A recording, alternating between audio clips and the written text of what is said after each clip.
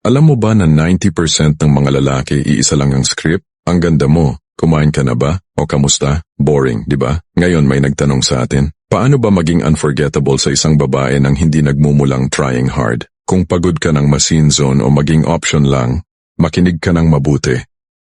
May ituturo akong 5 psychological switches na kapag pinindot mo, ikaw na ang hahabulin ng atensyon nila. Panoorin mo hanggang dulo dahil ang huling tip ang magbabago sa laro mo. Bago tayo magsimula, i-type mo muna sa comments ang ready kung handa ka nang i-upgrade ang diskarte mo ngayong 2026. At syempre, i-like mo na ang video nato at mag-subscribe ka na ngayon para mas marami tayong matulungan ng mga lodi natin. Heto na ang mga teknik na babago sa dinamiko ng relationship mo. Una, the mystery effect. Ang pag-ibig ay parang isang mahusay na pelikula. Sa sandaling ibigay mo na ang lahat ng sikreto sa unang eksena pa lang, wala nang dahilan ang manonood para tapusin ang kwento. Sa larangan ng atraksyon, ang mystery effect o ang paggamit ng open loops ay ang iyong pinakamabisang sandata. Ayon sa Zeigarnik effect sa psychology, ang utak ng tao ay may natural na obsesyon sa mga bagay na hindi tapos o unfinished. Kapag masyado kang open book, ibig sabihin, lahat ng detalye ng buhay mo pangarap mo at kinakain mo ay ibinibida mo agad, pinapatay mo ang kuryosidad niya. Ang misteryo ay ang gatong na nagpapanatili sa apoy ng interes. Kapag wala nang itatanong sa'yo, wala na ring dahilan para isipin kanya pag-uwi. How to apply the art of the cliffhanger. Huwag sumagot ng nobela sa bawat tanong niya. Sa halip, magbigay ka ng teaser at biglang magpalit ng topic o magpaalam na may gagawin ka. Scenario, the conversation. Siya, ano yung pinaka-crazy na thing na nagawa mo nung college? Ikaw, the mystery way. Muntik na kaming makick out dahil sa isang experiment sa lab. Pero mahabang kwento yun, baka hindi ka makatulog. Anyway, ikaw mahilig ka ba sa mga adventure? The result, ngayon ang utak niya ay nakafocus sa anong experiment yon. Hindi siya titigil hanggat hindi niya nalalaman ang dulo. Binigyan mo siya ng puzzle na kailangan niyang lutasin. Ang pagiging bitin ay hindi panlaloko. Ito ay pagbibigay sa kanya ng espasyo para pag-isipan ka. Ang lalaking marunong mag-iwan ng open loops, ang siyang laging hinahanap-hanap sa susunod na pagkikita. Pangalawang technique, emotional anchoring. Ang kagandahan ay kumukupas sa paningin, ngunit ang pakiramdam na iniwan mo sa kanyang puso ay mananatiling sariwa habang buhay. Karamihan sa mga lalaki ay nahuhulog sa bitag ng pagbibigay ng surface-level compliments. Pinupuri nila ang buhok, ang suot, o ang mukha ng isang babae, mga bagay na malamang ay narinig na niya mula sa 10 ibang lalaki sa araw na yon. Ang mga ganitong papuri ay madaling makalimutan dahil hindi nito inaabot ang kanyang emosyon. Dito pumapasok ang emotional anchoring. Sa halip na mag-focus sa panlabas na anyo, ang layunin mo ay ikabit ang iyong presensya sa isang positibong emosyon na nararamdaman niya o ipinararamdam niya sa iyo, the power of emotional memory. Ayon sa neurobiology, ang ating mga alaala ay mas matatag kapag ito ay may kaakibat na matinding emosyon. Kapag sinabi mong, may kakaiba kang energy, parang nakaka-relax kausap, hindi mo lang siya binobola. Binibigyan mo siya ng isang emotional label. Inilalarawan mo ang epekto niya sa iyong internal state.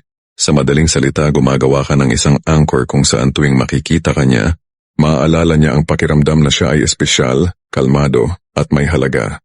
Ang lalaking marunong gumamit ng emotional anchoring ay hindi lang basta kausap, siya ay nagiging isang karanasan na mahirap kalimutan.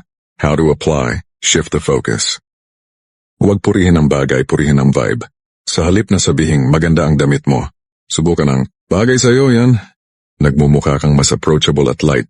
O kaya, hindi ko alam kung bakit pero ang bilis ng oras kapag kausap kita. Sa pamamagitan nito, ang atensyon ay nalilipat mula sa logic patungo sa pakiramdam. Kapag ang isang babae ay naramdaman na nakikita mo ang kanyang tunay na pagkatao at hindi lang ang kanyang labas na anyo, doon nabubuo ang malalim na atraksyon. Pangatlong teknik ang kapangyarihan ng push and pull. Ang atraksyon ay parang apoy. Kung masyadong malapit, nakakapaso. Kung masyadong malayo, namamatay. Ang sikreto ay ang marunong na paglaro sa pagitan ng init at lamig. Maraming lalaki ang nagkakamali sa pagiging masyadong mabait, the nice guy o masyadong suplado. Ang push-pull dynamic ay ang sining ng pagbibigay ng atensyon, pull, at pagbawi nito sa pamamagitan ng banayad na panunukso o pagdistansya, push. Ito ang lumilikha ng emotional tension na nagpapanatili sa interes ng isang babae. Kapag puro pull ka lang, nagmumukha kang desperado at fan na lang niya. Kapag puro push, nagmumukha kang arogante. Ang magic ay nasa balanse. The chemistry of tension. Sa psikolohiya, Ang tao ay mas naakit sa mga bagay na hindi nila sigurado kung nakuha na nila ng buo. Ang push-pull ay parang roller coaster. Ang saya ay wala sa patag na riles kundi sa taas at baba ng biyahe. Kapag binigyan mo siya ng papuri, pull, at sinundan mo ito ng isang biro na tila binabawi ang papuri ngayon, push, pinapagana mo ang kanyang dopamine levels. Napipilitan siyang mag-isip, gusto ba niya ako o niloloko lang? Yung pag-iisip na ito ang simula ng tunay na pagkagusto. How to apply the tease and please. Huwag mong hayaang maging kampante ang kanyang ego. Kailangan mong ipakita na kahit gusto mo siya, hindi ka takot na biruin siya o hindi sumang-ayon sa kanya. Example 1, the compliment flip. Pull, alam mo ang ganda ng mga mata mo. Push, parang sa pusa ko nung bata ako. Makulit din ba ang ugali mo? Example 2, the interest flip. Pull, ang saya mo sigurong kasama sa mga road trip. Push, kaso mukhang mabagal ka kumilos, baka iwanan lang kita sa stoplight. Sa pamamagitan nito, ipinapakita mo na ikaw ay isang high-value man na may mataas na standards at hindi basta-basta naradala sa ganda lang. Ipinapakita mo na ang atensyon mo ay isang premyo na kailangang pagtrabahuhan, hindi isang bagay na libreng ibinibigay sa kahit kanino. Ika-4 na technique, ang observation over compliment. Ang atensyon ng isang lalaki ay ang kanyang pinakamahalagang currency, at kung gagamitin mo ito para mapansin ang mga detalye sa ilalim ng balat, mas magiging mahalaga ka sa paningin niya kaysa sa sinumang lalaking puro ganda lang ang nakikita. Karamihan sa mga lalaki ay tamad, tumitingin lang sila sa labas. Sasabihin nila ang ganda mo, bagay sa'yo yung dress o ang puti mo. Pero ang isang high-value man ay isang observer. Alam niya na ang tunay na koneksyon ay hindi nabubuo sa pagpuri sa hitsura, kundi sa pagpapatunay na naiintindihan mo ang kanyang pagkatao. Ang observation over compliments ay ang sining ng paghuli sa maliliit, na kilos na kahit siya ay hindi namamalayang ginagawa niya. The power of being seen.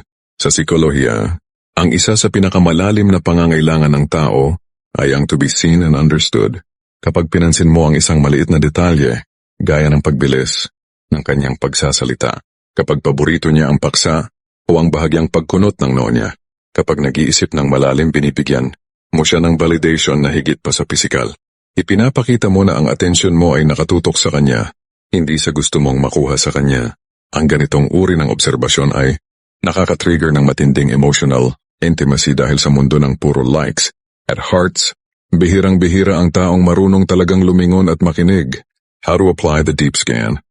Huwag mong purihin ang resulta, purihin mo ang proseso o ang enerhiya niya. Example 1, energy observation. Napansin ko kapag excited ka sa kinukwento mo, bumibilis yung pagsasalita mo tapos naniningkit yung mga mata mo. Nakakaaliw panoorin halatang passionate ka. Example 2, personality observation. Napansin ko na kahit pagod ka na, nagagawa mo pa ring ngumiti sa mga waiter. I like that. It shows a lot about your character. Sa halip na maramdaman niyang sinusuri mo siya para husgahan, mararamdaman niyang pinapahalagahan mo ang bawat hibla ng kanyang pagkatao.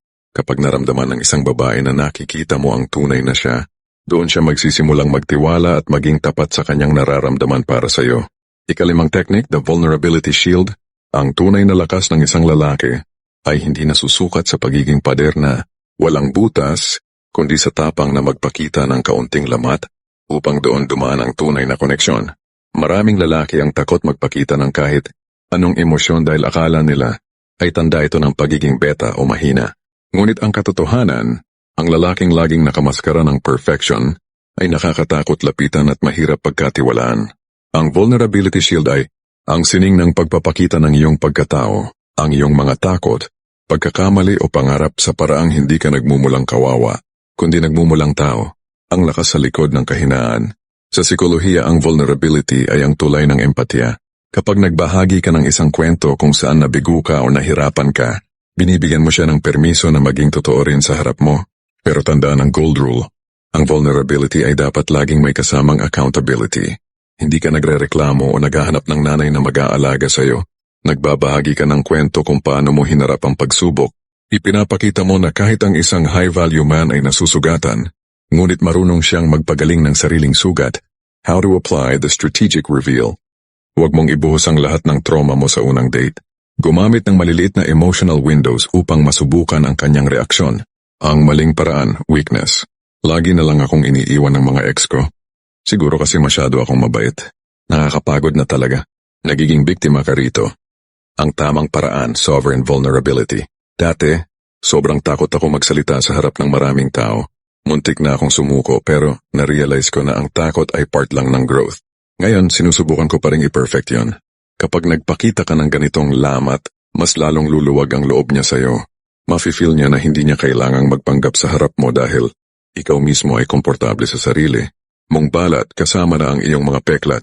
Ang lalaking kayang maging vulnerable nang hindi nawawala. Ang kanyang frame ay ang lalaking mahirap, iwanan dahil siya ay totoo. Ika-6 na technique, the selection frame. Ang isang lalaking namamalimos ng atensyon ay hindi kailanman magiging hari sa paningin ng isang babae. Ang tunay na kapangyarihan ay nasa pagpili, hindi sa paghahabol. Karamihan sa mga lalaki ay lumalapit sa pakikipag-date na ang mindset ay sana magustuhan niya ako or ano ang dapat kong gawin para mapili niya ako. Ito ang tinatawag na supplicative frame at ito ang pinakamabilis na paraan para mawalan siya ng interes. Ang selection frame ay ang pagbaligtad ng sitwasyon.